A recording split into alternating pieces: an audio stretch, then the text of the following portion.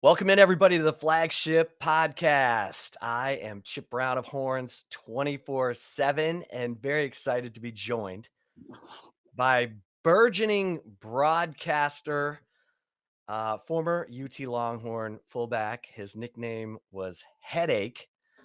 And I want to ask him about how much he weighs now because I saw when he was listed with the Detroit Lions, he was like it listed at 250. I don't think he's 250 anymore, but Will Matthews. Will, how you doing? I'm really, really good. So let's answer that question first off. How much do I weigh? I'm 220 to 225, and that delta between when I played and now is mostly just in my dreads. After I cut those off, I lost about 25. I mean, right there, right then and there, you were just slimming up. That was So it. your walk around weight is 225. Yeah, try to stay around there. I mean, there's not many opportunities for me to be a fullback in life outside of football. So it's like, why carry the weight? Stay slender. Your suit fits a little better. Oh All that. yeah. Well, yeah, you're looking good. I mean, Thank let's you. make no mistake about that. And you survived the Detroit Lions. That's definitely the best way to put it. I mean, it was really a test of fortitude, to be honest. Because I mean, you go to University of Texas, and we during that time, you remember. I mean, we won almost every game that we played, and then I went to Detroit. I'm ready to play in the NFL, do my thing, and we lost almost every game that we played. So Sorry being about that. being a country boy from Austin and being from Texas and going up to the snow. Eee. That's tough. That's tough. I grew up in Michigan. Okay. Where were you in the hand? So in the hand, I was over here. No, I was over here. Okay. Yeah. So on the other side. I was on the other I was born in Detroit, but I Mhm. grew up in Kalamazoo, Michigan, which is across Southwest Michigan. But the Lions are the team that, I grew up with, and I'm Mhm. I'm fascinated with Bobby Lane, because he played at Texas. The Mhm. guy was a wild man. You've heard stories about him, like, getting in a car wreck before he pitched a no-hitter against A&M, and he was, like, drinking beer to medicate the the car accident pain. He didn't want Bib Falk to know that he'd been in the car wreck, but he Got throws a no-hitter and College Station and, like, walks off, with the hook 'em, and the guy's like a legend. Then he goes to Detroit, wins the only world championship the Lions have ever won, and they trade him to Pittsburgh, and he's like, "This franchise is gonna be cursed for the next 50 years." And of course, they've been cursed now for 70 years, like, it's going on 70. Yeah, and we'll get into this a little bit more when we talk about the Longhorns and last year and this year culture. Yeah.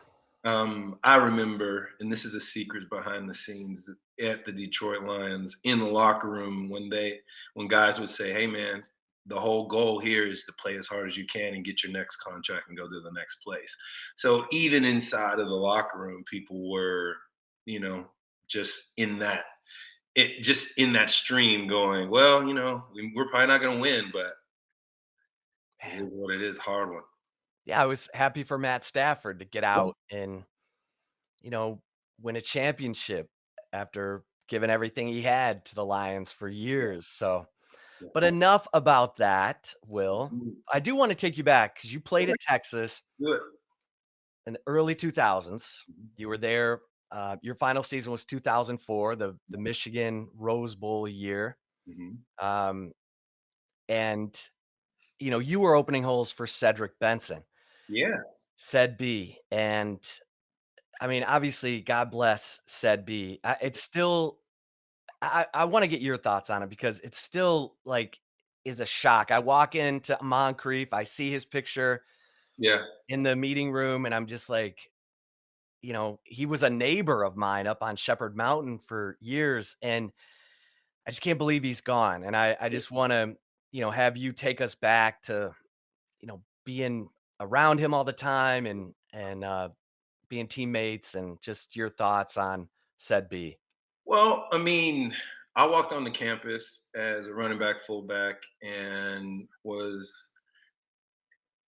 I was my own guy and doing my own thing, and I've always had my own opinion about everything, and went onto that campus and kind of got swallowed up, to be honest.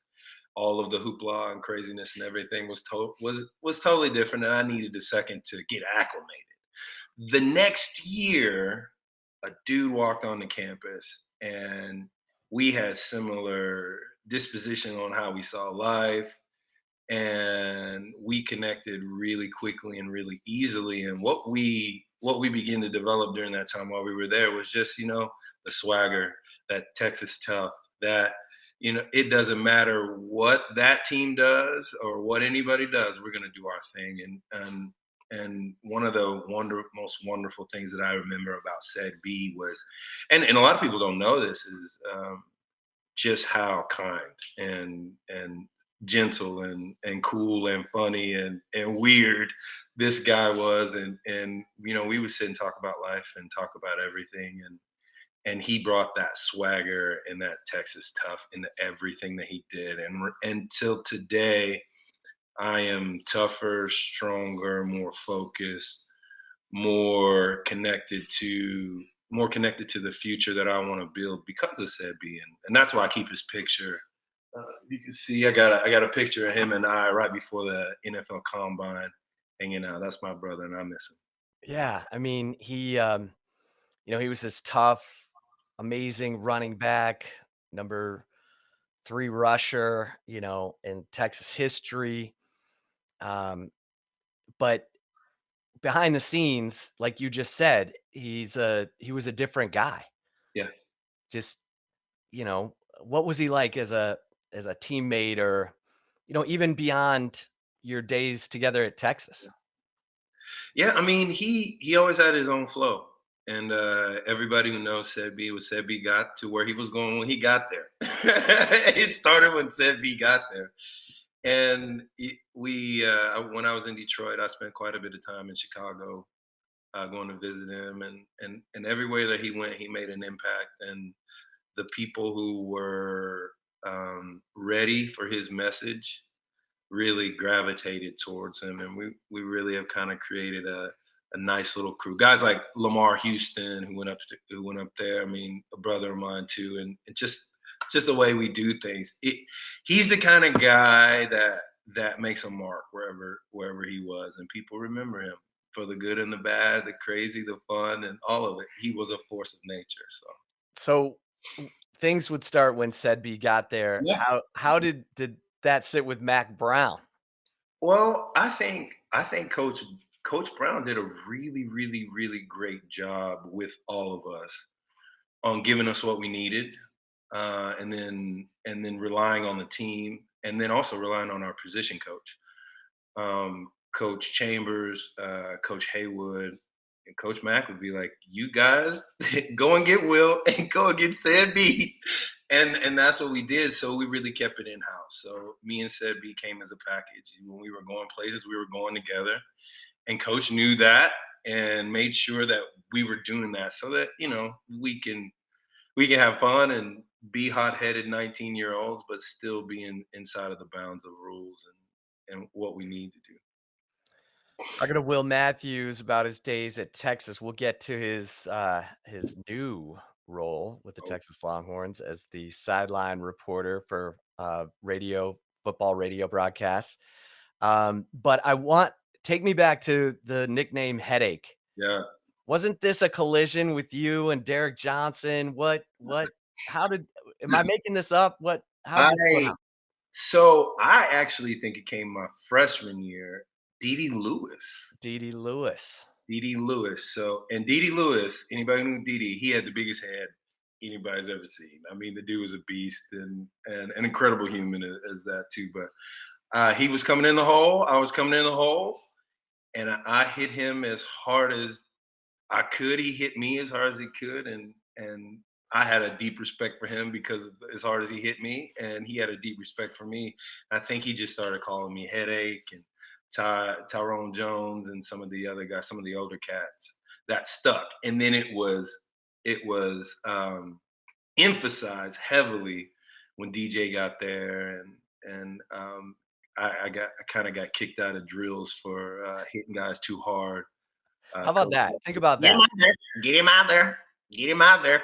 The fullback is hitting the linebackers too hard. Yeah, How about and if that? we want the linebackers to play, we need to get well. I mean, and and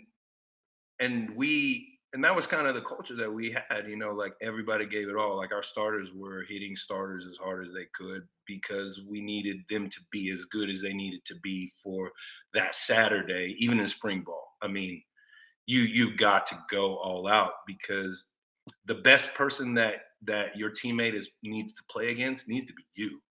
Therefore, everybody else is just you roll over everybody else. So Yeah. we got out there and did it.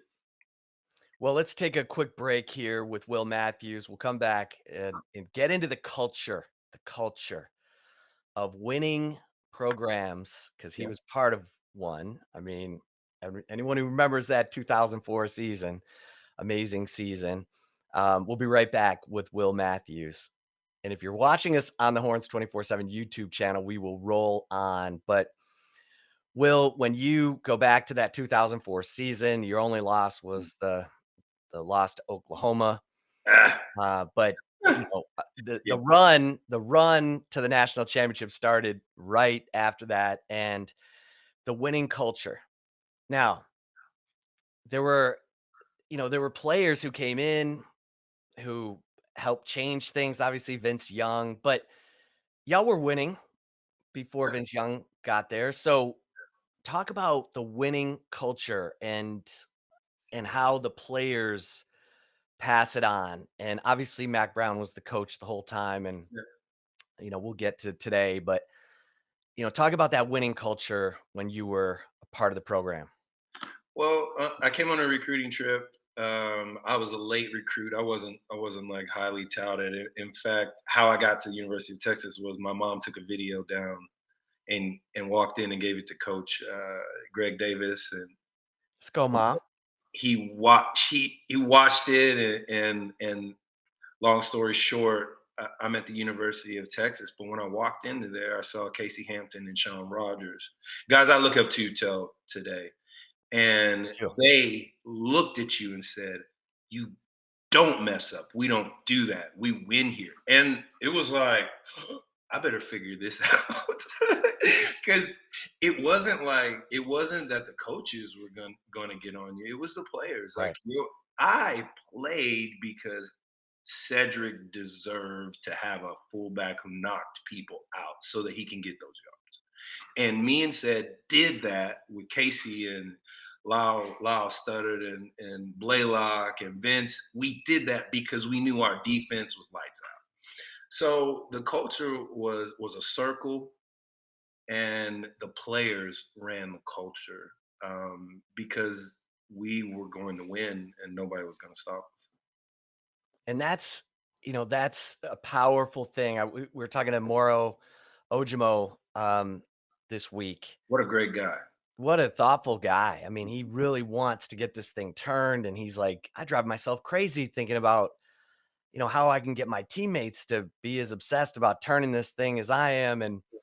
And he's talking about, are we doing enough? Because I Yeah, don't know how it feels. I don't know how it feels to yeah, win. I don't know if we're doing what Alabama's doing. I don't know if we're doing what, yeah, the top programs are doing. He's like, I go over to Keelan Robinson, who came from Alabama. Like, are we doing enough? I mean, and Dan Neal used to say to me all the time, he's like, a winning culture feeds itself just like a losing culture feeds itself. Like, just like you're so on it, Chip. It is, and I've been in both. At Texas, the winning culture, and I've been in Detroit with that jersey back there, and it just perpetuated. And as soon as somebody would drop a pass, I mean, just the regular things, miss a block or something would happen that wasn't favorable, everybody on the team in Detroit would go, here we go again. We actually lost the game before we played. And then juxtaposition between the Longhorns, we won the games before we played. Oh, Oklahoma State, my senior year, we're down, I think, 35. 7, 35 to 7. 35-7 halftime. None of us panicked. We walked out into the huddle and we're laughing. Vince comes and he starts dancing. And he looks at us and he goes, "Guys, you ready to play?" And everybody was like, "I guess so." And that was we just knew that when we turned it on and when we were ready, that nobody could stop us in any way. And that is a circle that's perpetuated over time. And it's there. It's there. So you and we'll tie it back into your broadcast career because your first season of, being the sideline reporter for, the radio broadcast for Longhorn football games was last year. How did you get into that gig? And then we'll get into your observations. Well, the great Quan Cosby, Longhorn legend, uh, and Underrated. hilarious human.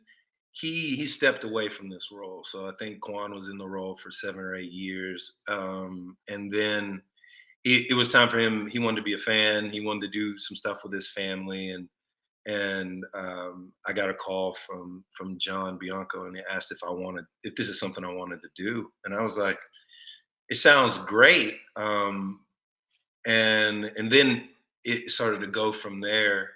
But really, I didn't know how hungry I was for being on the field. And I'm never going to play again, and that's okay.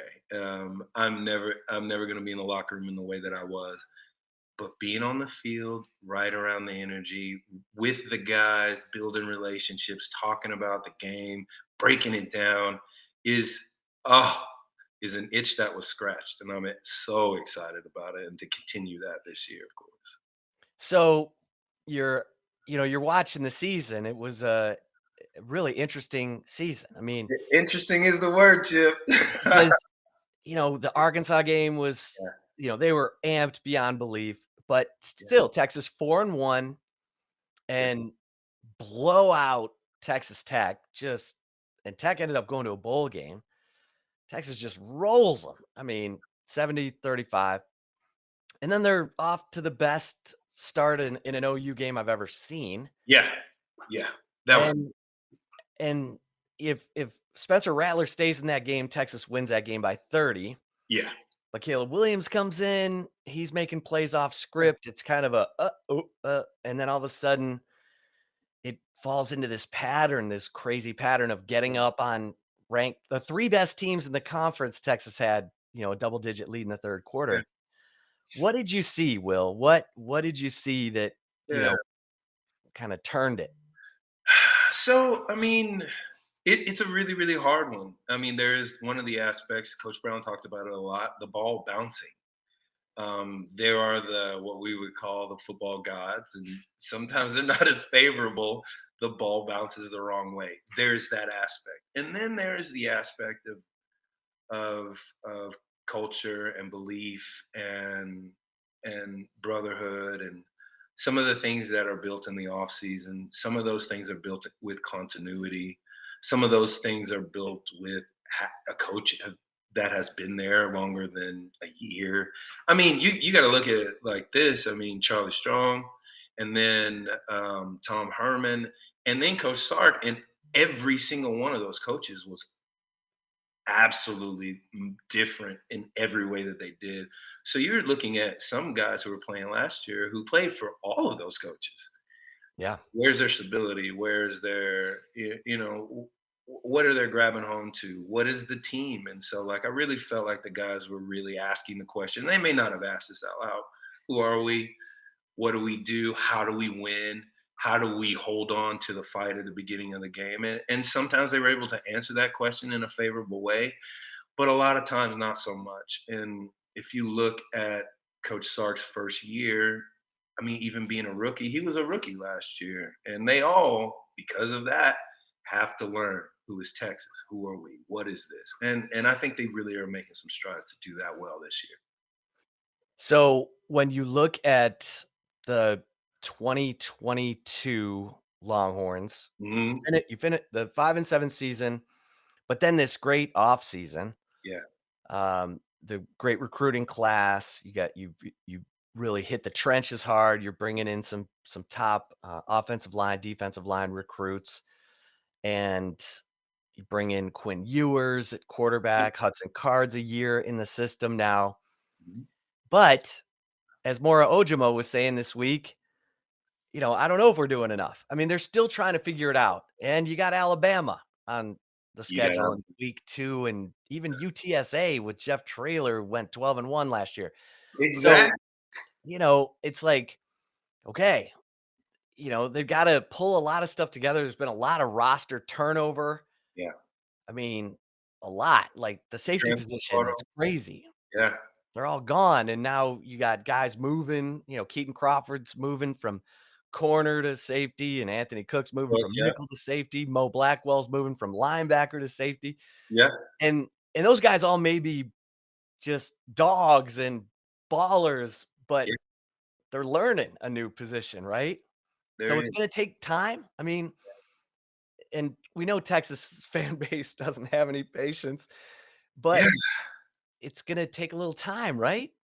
Yeah, going back to when I met Coach Sark in the beginning, there was an absolute authenticity and humility, and with a guy with a resume like that, and some of the things that he's gone through, you don't know how they're gonna be. But the guy, I really like what I've seen, how his interactions with the team, the things he cares about in the team, the big questions that he's taken on, and what the hope is. I mean, and I'm speaking for a lot of guys I've talked to, and a lot of the old heads, I'd say, they like him and think that what he's got something special, and from that it trickles down into the program. And you alluded to it a second ago. We're not going to give him the time that he needs. And with that, how how are the boys digesting this new culture, the new players, the spring season? Well, and we haven't even talked about. They're going through spring, but but most of the rookies aren't there. Like Right, they're not getting it until June. So right, somebody can be solidifying their position, doing their thing, and then X player comes in and, hey, you're number two. How do you deal with that? Do you still buy into the program, and do you still decide that it's your time to fight, or you headed to the portal? And there are all these questions that are surrounding them around, but I do feel like Sark's our guy. And I do feel like the decisions that he's made in the off season, coaching. Um, we haven't talked about Patterson yet. right. I mean, Gary Patterson. some of these things, like he's saying, he's telling me as an ex player and athlete, I want to win, and I'm gonna put these boys in the right situation to have a shot to do that. So we'll see. Yeah, I mean, and that's a great point. I mean, you bring in a guy like Gary Yeah, Patterson as a special assistant. That dude's won. I mean, he's won 6 conference championships. yeah, He's won a Rose Bowl. He's put a ton of dudes in the NFL. Might be bringing, not bringing, but O'Shawn Mathis, who's a big time, edge rusher at TCU in yeah, the portal. He graduates in May. Could be coming to Texas. So it's there's a lot of positives, and the key is, like you said, to build that momentum going into the season, so that when you hit that turbulence, yeah. you can you can get through it, or that belief like you had against Oklahoma State in 2004, right? That's that's super important, and I mean, in that, and I really, really, feel more of, because going to Detroit in the NFL, there is that question of, am I working hard enough? What is the standard? And at Texas, I really hats off to Coach Madden, especially for our time. He really reinforced what the standard of what fortitude looked like. The pride and winning tradition of the Texas Longhorn will not be entrusted to the weak or timid. I'm 40 years old, and that's still ingrained in me. And so there's a great opportunity that Coach Sark has, and the rest of the guys. Clean slate. We're watching them, of course, but there's not 100,000 people in the stands at the moment. The Bullets are live-ish. Like there's a lot of opportunity to instill that culture and find your leaders. Chip, you asked me what happened, and last year, I as an old cat and as an ex-player, I'm looking who's the leader, who's the vocal guy, who is stepping out and taking responsibility when things aren't going right, who is grabbing who's grabbing the rookie and telling them it's okay, you drop that pass, like let's go. Where are like the sideline? Where are the walk-ons and third string and freshmen who are jumping on the seats, yelling and saying it's going down, and bringing that atmosphere that helps the offense and defense continue to win? And those are just some small things that I see that I know that they're putting in the work to get that culture going though. So, who are you looking to for, to help turn this thing, like, or just what you're excited about, to see either in a new role or someone step up, couple, couple positions, players, Yeah, whatever. yeah. Let's run through it. I mean, you looking at the offense. The energy that I'm really feeling at the moment has really been from a couple of new coaches that have come on the scene, Coach Choice and Coach Marion.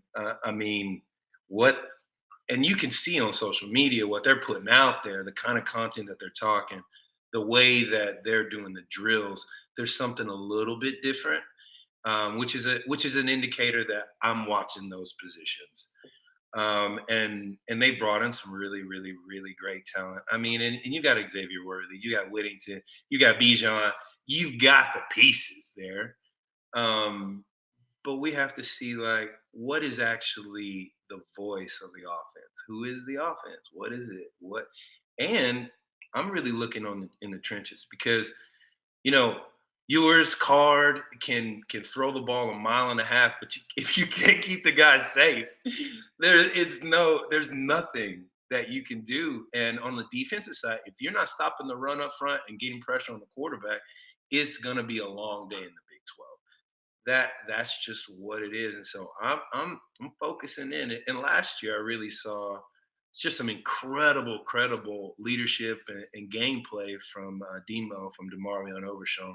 I'm excited to have him back, um, and Brockemeyer too when he's healthy. And we're not talking about playing time. We're talking about stability and leadership.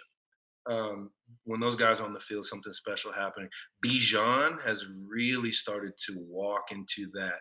I'm the guy, and I'm going to lead this offense. You saw it. He was in people's faces last year. He was doing it, and that seems a bit of a turn from how he started off. He's kind of like, I'm the running back. It's cool, it's cool. But he was in there because I feel like he sees the opportunity with his ability and then also with the players that are next to him. If I can get the players to play as hard as they can, maybe we can get to where we want to go. So always doing that. Defensive line, um, high hopes there. And everybody's watching the secondary. Where's that all going to shuffle out? Like, how's it going to do? And and I hats off to Coach Sark. I know he's got a plan, and the offensive defensive coordinators there, but you know, and and what is Quinn gonna do? Yeah, He hasn't played in a couple years, right. which isn't a total thing that would keep him from being successful. Not at all. It's just that it is a data point. I want to see him get in there, and from what I can tell, he's taking shots, he's making some plays, and he's failing too. And I like that from a quarterback because get the quarterback the ball and let him do his thing. He'll get to the place where it's like clockwork.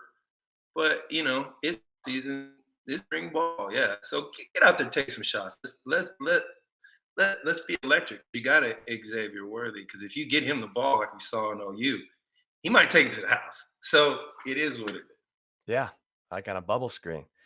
Um, you know, Daniel also said it helps when you're big guys, and you hit on this too with Casey Hampton and Sean Rogers. It helps when your big guys are your most feared and respected leaders, right? Yeah, And Corey that's that Redden.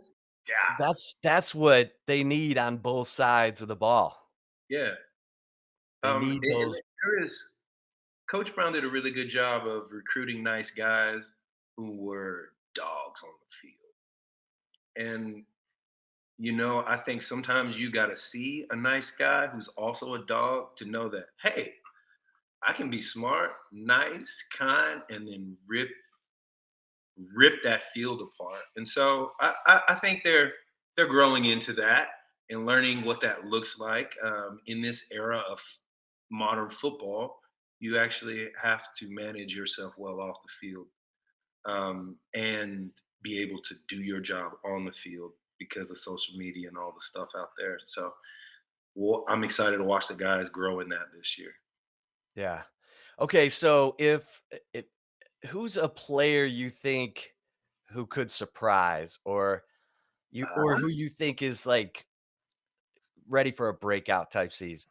Ov, Ov, Ovi Agofu. Ovia Gofu, Okay. and I also like David Benda. I loved how he held down the middle of the field last year when he got to play. I could have it. I was like, who's this guy? What is he going to do on the defensive side? And Morrow too. I just really like Morrow as a human being and want Morrow to succeed, of course.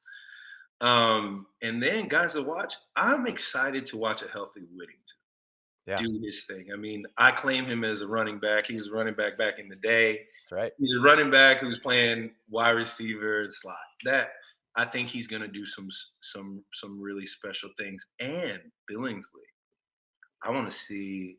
I want to watch. I want to watch him do his thing as that in between wide out tight end. And I think the questions will be: can he block on the run? Can he hold up and max protect? Because if he can, that gives a whole nother angle to the offense. I'm excited to see that. Yeah. Yeah, I mean, I look at this thing and I say, and I it's interesting you say David Benda because he's more physical Yeah, in some ways than Demo, you know? yeah, I mean, Demo's lightning sideline to sideline, yeah, but David will go stick his face in there yeah. He and will. and take a block and, and shed it and make the play, and I think, they're trying to get Demo to play more physical, be able to shed that block and make the play, and look, Derek Johnson went through that too. He He was did. so fast, he would go under blocks, he'd go around blocks, and Greg Robinson said, "DJ, you gotta take on that block. We need that block to be absorbed and then throw him to the ground, make play." I get it, but I'm excited to see that too. I think Jalen Ford is a guy too who's starting to figure it out. So, that defense, you said it. You gotta stop the run, and Got to. Moro Ojimo said that. He's like and everyone's like, "Why can't you get any pressure on the passer?" He's like, "We didn't stop the run, so they didn't even need to pass." Yeah, And that's something that Pete Kwiatkowski, maybe with a little input from Gary Patterson, yeah, they can get that fixed. yeah. And that's definitely the hope. I mean, everybody knows what needs to happen. Everybody understands. I mean, after a year or two of watching people, you understand their limits and you understand who you need to bring in to get that done. And now I love spring ball. It's awesome. But spring ball is for gelling. Spring ball is for getting to know your coaches. It's for busting yo behind and getting bigger, getting stronger. Because the real test comes 2 days. Right now, what you're doing is qualifying yourself to compete for a job in the fall. That's it. And and if you're thinking anything else, you're mistaken. What these guys need to do? Relax, let the shoulders go. All of Texas is behind you. We love you. We got your back. Just go play ball and be you. Be a kid. Enjoy it. Just enjoy being an athlete. Enjoy the opportunity, and let that hundred and some thousand people every time in the stands just bring that energy. Yeah, nothing like it. Love it. I love it. All right, well, we gotta get you back on Yeah, after the spring game, and let's get your thoughts on what you saw. yeah, for sure. Is Chip, that thank you so cool? much for having me. Really appreciate it. Hey, I loved it. I love the conversation. For Will Matthews, I am Chip Brown. Thanks for listening to the Flagship Podcast. Until next time, we'll see you over at horns247.com. Stay safe and keep the faith.